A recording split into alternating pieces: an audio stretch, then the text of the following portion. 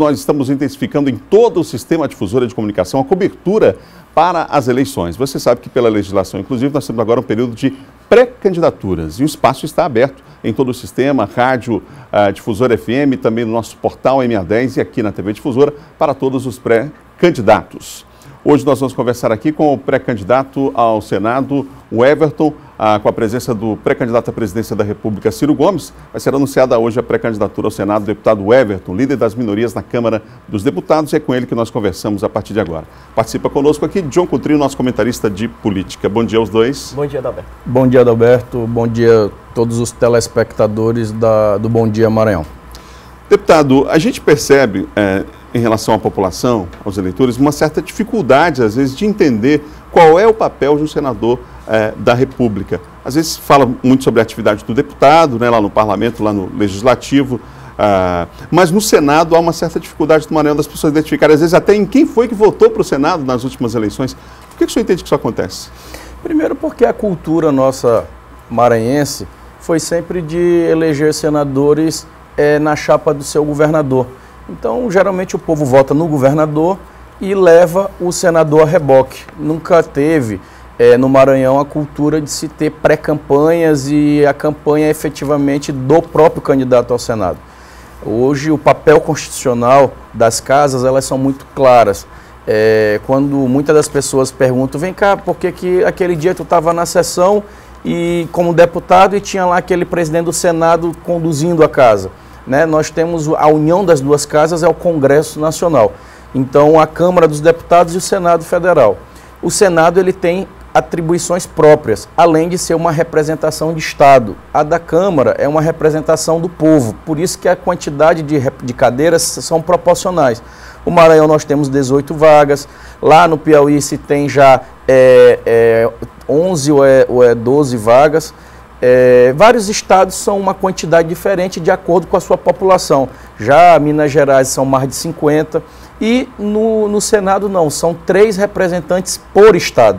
Então o Acre, que é bem pequenininho, tem 3 senadores. O Rio de Janeiro, que é grande, São Paulo, que é grande, também tem 3. E aqui no Maranhão também tem 3. Sendo que uma vaga é eleita em uma eleição e na seguinte são 2 vagas. Então, este ano serão 2 vagas que serão abertas.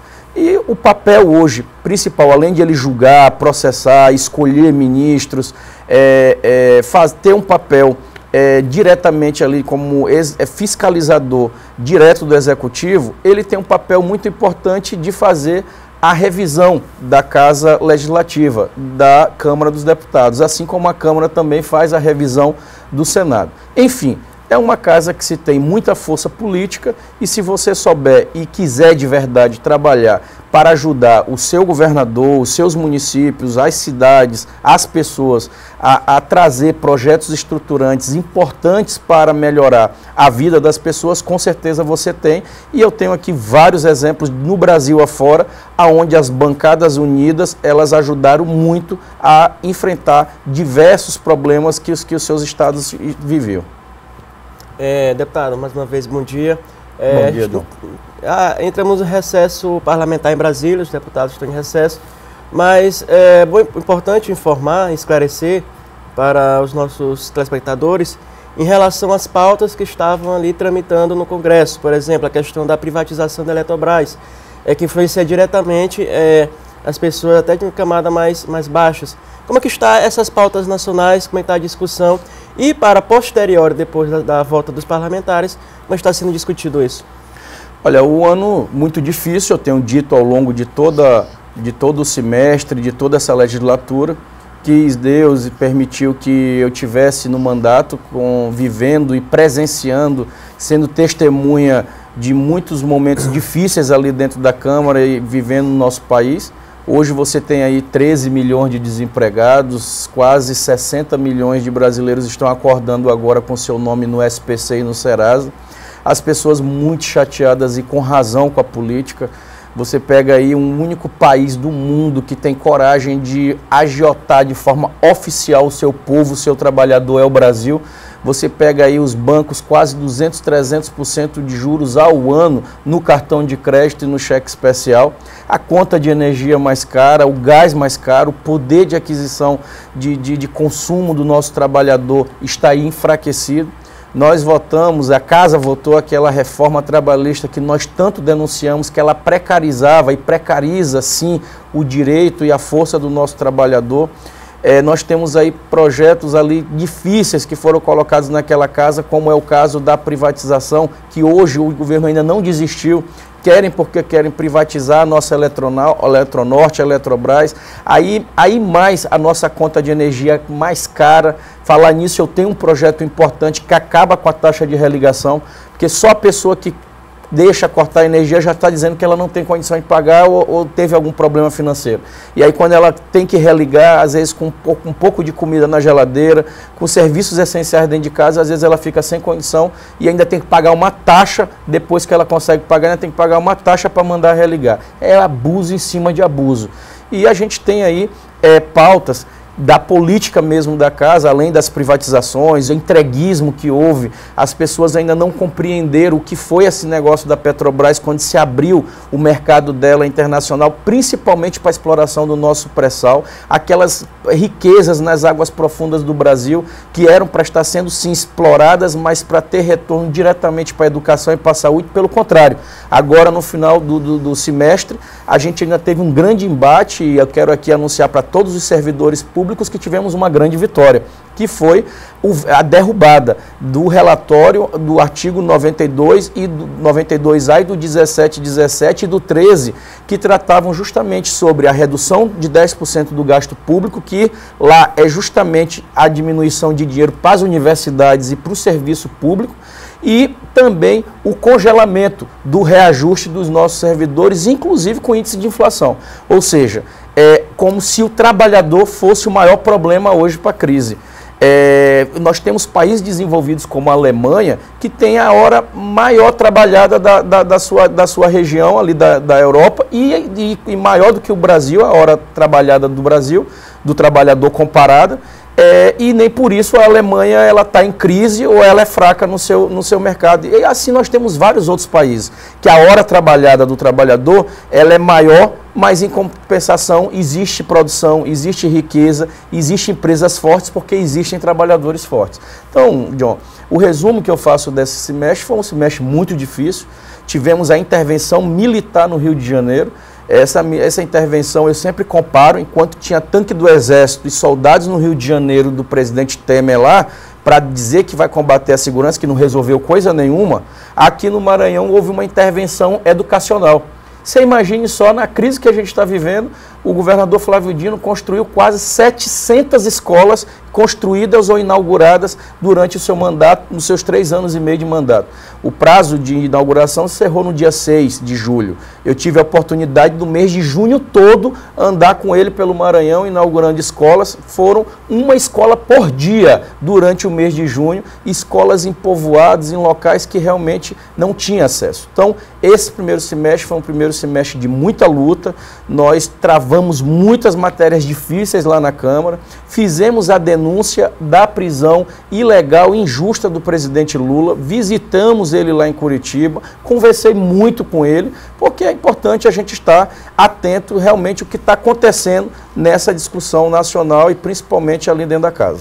Deputado, lá em Brasília, muitos analistas políticos apontam o senhor como um grande poder de articulação, uma característica que o senhor tem, inclusive liderando aí um grupo de oposição ao governo do presidente Michel Temer. O senhor conseguiu, com essa característica, articular vários partidos aqui do Maranhão para apoiar essa sua pré-candidatura? Como é que funcionou esse processo de construção? Foram vários encontros, inclusive, com as pessoas no interior do Estado, né? Eu queria que o senhor falasse sobre esse aspecto e como é que vem essa pré-candidatura a partir do apoio dessa união de partidos. Eu tenho tido essa preocupação, justamente de ter uma frente de partidos, uma frente popular, né, representativa, e isso a gente tem feito esse diálogo permanente. Todos os municípios que eu visito, eu tenho procurado a Igreja Católica, tenho procurado a Igreja Evangélica, os pastores, procuro a imprensa, tenho procurado os sindicatos, principalmente os sindicatos dos trabalhadores rurais, dos pescadores, as federações, as colônias. Para quê? Para justamente a gente conseguir compreender, fazer com que eles compreendam e nós também o que cada um pode ser útil para o outro. Né? A gente poder utilizar essa relação que nós aprendemos a ter lá em Brasília a favor do nosso povo. Primeiro porque eu já fui testado.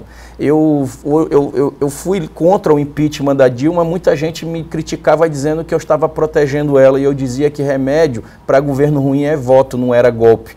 E naquele momento muita gente foi para cima de mim. Hoje estão arrependidos aí do que aconteceu, porque viram o verdadeiro golpe que aconteceu no Brasil. Tivemos aí matérias muito difíceis que eu tive a coragem de colocar a minha voz e dizer, olha, eu fico do lado do trabalhador. Quantas vezes os maiores empresários do Brasil me procuraram como líder da bancada do PDT e hoje da minoria, a gente lidera 120 deputados, quantas vezes eles não vieram tentar fazer todo tipo de conversa para a gente ceder nas nossas posições e eu sempre me mantive ali reto de um lado só, assim como foi a minha vida. Do PDT, é o meu partido que eu nasci na militância com 16 anos de idade, eu estava no PDT, do Jackson Lago, que eu tenho um orgulho hoje de presidir o partido aqui no Maranhão e liderá-lo lá em Brasília. A gente tem uma história sempre de ou ser governo ou ser oposição, mas do campo que a gente construiu.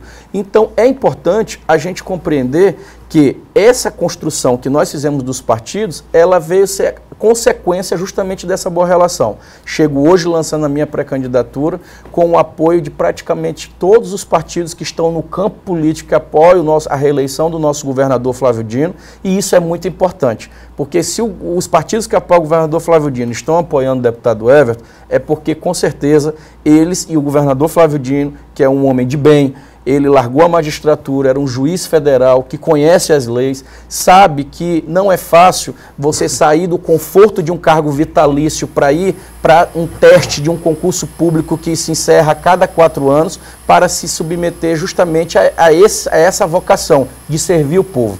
Então, quando o governador Flávio Dino me escolhe para ser um dos seus candidatos, junto com esse grupo de partidos e de sindicatos, sociedade civil organizada, movimento estudantil, para que o Everton represente o seu estado lá no Senado, é porque ele sabe muito bem que eu sou capaz, eu posso muito ajudar o estado e o principal, eu não vou envergonhar os nossos trabalhadores e dar as costas para eles, como muitos aí fizeram depois que pegaram o nosso voto.